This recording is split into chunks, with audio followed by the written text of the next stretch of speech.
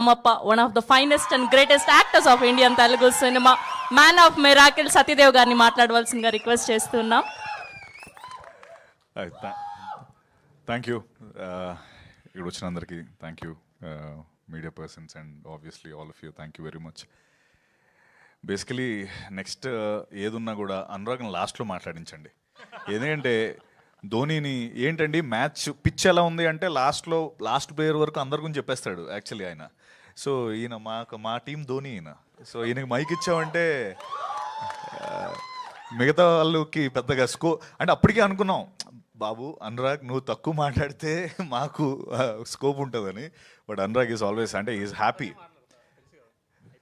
కానీ నాకు అదే నువ్వు ఎప్పుడు మాట్లాడవు ఓన్లీ ఆయన మొత్తం ఆయనతో నేను మాట్లాడింది 2 గంటలు అయితే ఈ పాటికి 1 hour 40 minutes ఈ స్టేజ్ మీదే మాట్లాడు నువ్వు 20 minutes మనం మాట్లాడుకుంది. So yeah I think because of the happiness and the excitement that Rao Bahadur అనే ఫిల్మ్ తనకి ఇచ్చింది కాబట్టి తను అంతలా మాట్లాడగలుగుతున్నాడు. But it's a great thing.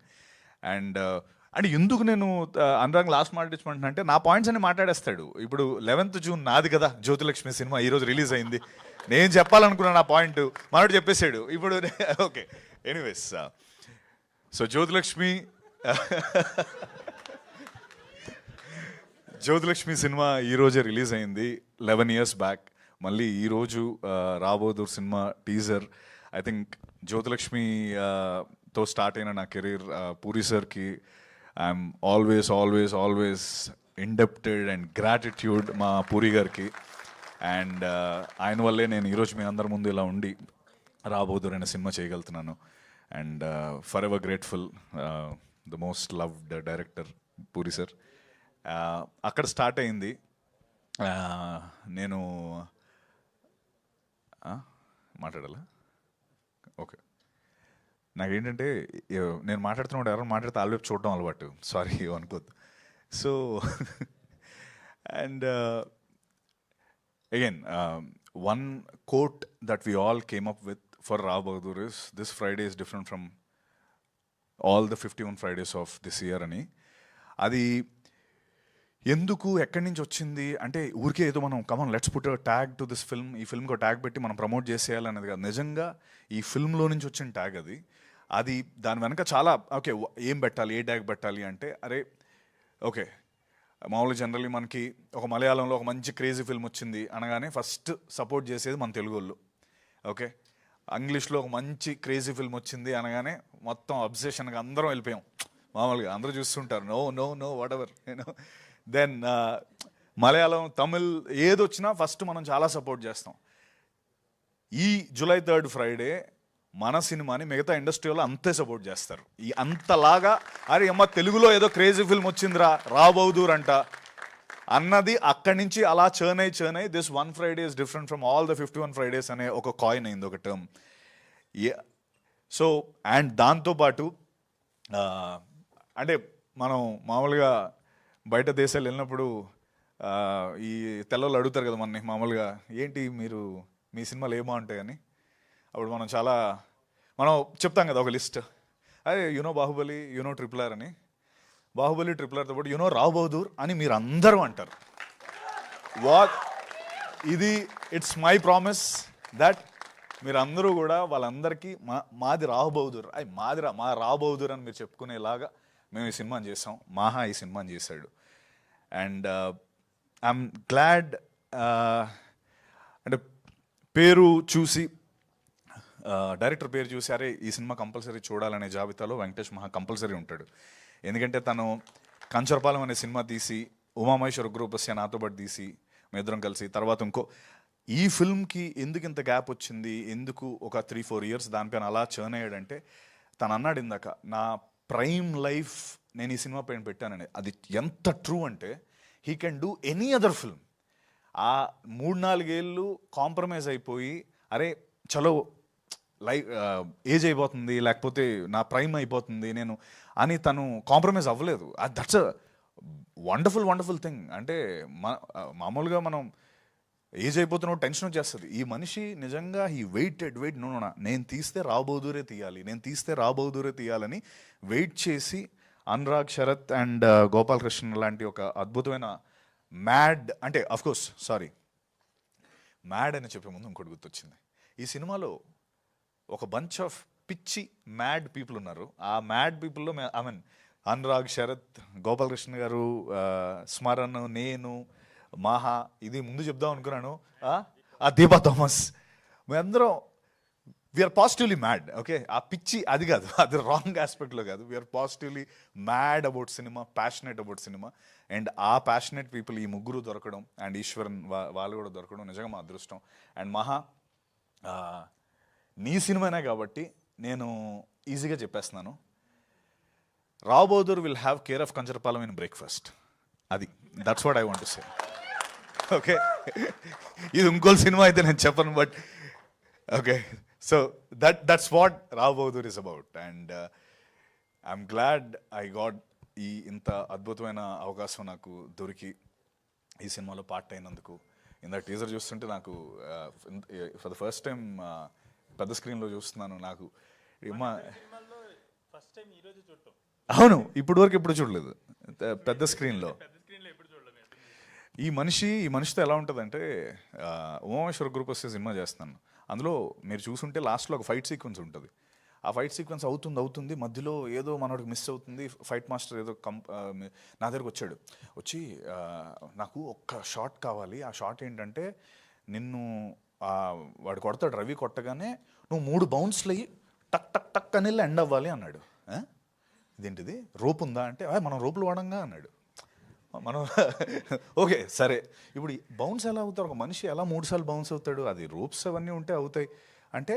కాదు, నీకు రిఫరెన్స్ ఏం చెప్పాలంటే, బాహుబలిలో ఆ ఎద్దుని రానా కొట్టిన తర్వాత ఎద్దు చూసావా ఇలా బౌన్స్ వెళ్తుంది అంటే, మహా అది సీజీ, మహా అది ఎద్దు 3 సార్లు బౌన్స్ అయిందంటే లేదు నాకు, కెన్ యూ అది ఆ 3 సార్లు బౌన్స్ అవ్వగలవా అన్నాడు.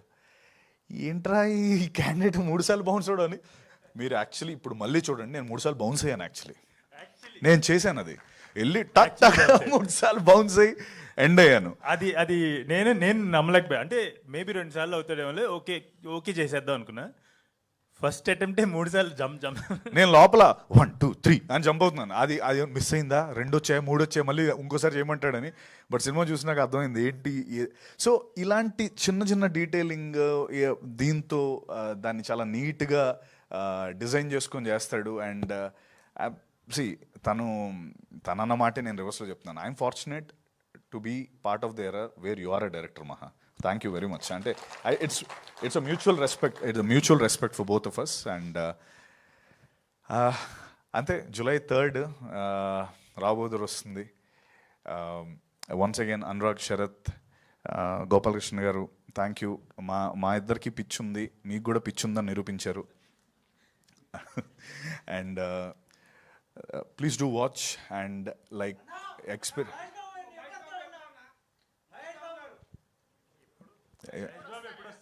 దానికి మా ధోనినే అడగాలి, ధోనిని పిలుద్దాం. వస్తాడు మహేష్ సార్ వస్తాడు, కరెక్ట్ టైంలో వస్తారు. ఎప్పుడు పెడితే అప్పుడు రావద్దు, ఒక టైం ఉంటుంది దానికి.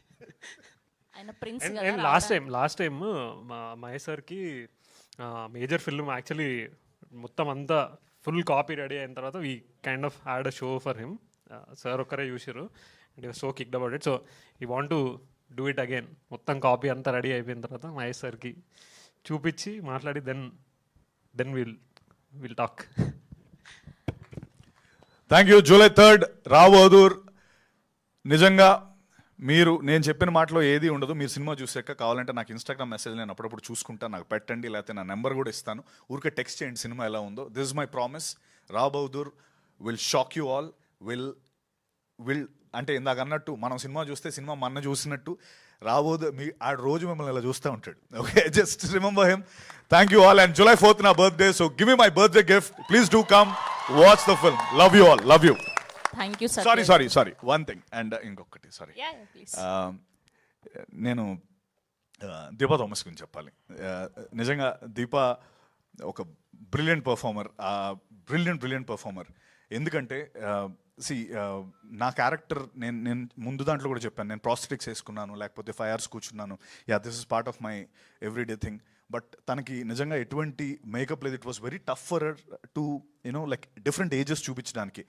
She has to just look, తను ఎలా ఉందో అలాగే ఉండాలి. ఎక్కువ ఏమి ప్రాస్థెటిక్ కేస్ తనకి ఏం చేయలేదు, like little makeup, but with her తన సటిల్ పర్ఫార్మెన్స్తో ఆ ఓల్డ్ ఏజ్ని తీసుకొచ్చి ఆ యూనో అక్రాస్ ద ఫిల్మ్లో 3 different ఏజెస్ ఉంటాయి. ఆ ఏజెస్ తను అద్భుతంగా చూపించింది.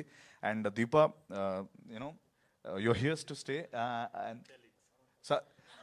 సత్యలీక్సా దీపా థామస్ గారు, థ్యాంక్ యూ. నా ఇందా నుంచి గారు అంటే. అండ్ సో దీపాకి at the same time Karthik, my DOP, my Smaran జిమ్మర్ సాయి, మా మ్యూజిక్ డైరెక్టర్, శిల్ప జిఎన్ఎస్, తనది చాలా ఇంపార్టెంట్. ఐ మీన్ మహా అన్నట్టు నాకు డ్రెస్ ఇచ్చారు. ఈ కాస్ట్యూమ్ ఎంత చూస్తున్నారు కదా, ఈ కాస్ట్యూమ్ ఇస్తే అప్పుడప్పుడు తను వచ్చేది నా దగ్గరికి, సత్య మీరు కొంచెం ఎక్కువ వంగకండి, ఎక్కువ లేపకండి అని. అదేంటది, నేను ఎలా పర్ఫామ్ చేస్తాను అంటే ఏం లేదు, ఈ ఫ్యాబ్రిక్ నేను బాంబేలో ఆక్షన్లో కొన్నాను, ఇది ఇంకో ఫ్యాబ్రిక్ లేదు, చిరిగిపోతే. అంటే ఎందుకు అలా కొన్నారంటే బికాస్ ద రాయల్, ఇది ఎప్పుడో 1960, 1950లో నిజంగా అప్పుడు పట్టు వస్త్రాలని పట్టుకొని వచ్చి కుట్టింది. నిజంగా 80 to 100 years old ఫ్యాబ్రిక్ కూడా వి యూజ్డ్. 82 అలాంటి ఫ్యాబ్రిక్ ఒకటి వేసి నన్ను ఎక్కువ పర్ఫామ్ చేస్తే చిరిగిపోతుంది తర్వాత కుట్టలేం కూడా, అది వాష్ కూడా చేసేవారు కాదు. థ్యాంక్స్ శిల్ప, రోజు అది నేను చాలా మంచి వాసన, అది బాగుండేది. But thank you all. And yeah Rohan, thank you. And the beautiful direction team, Dhruva, Jaya, Rajesh, Vinay, Venki, Vicky, Apurva, amazing guys, and also Jagan, Ma Suma, Naveen, and of course Dinesh.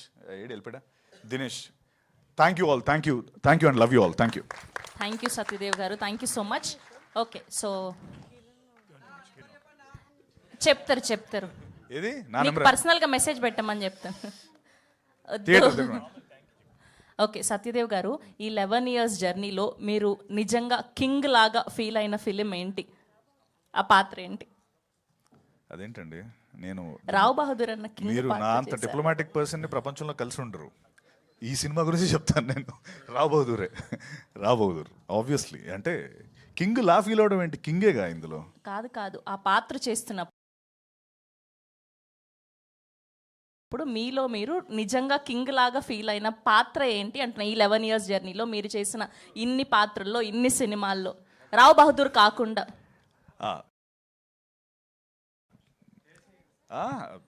Bluff master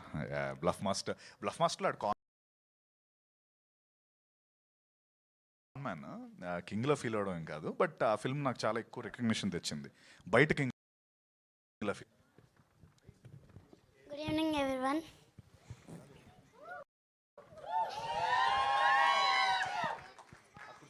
first of all నాకు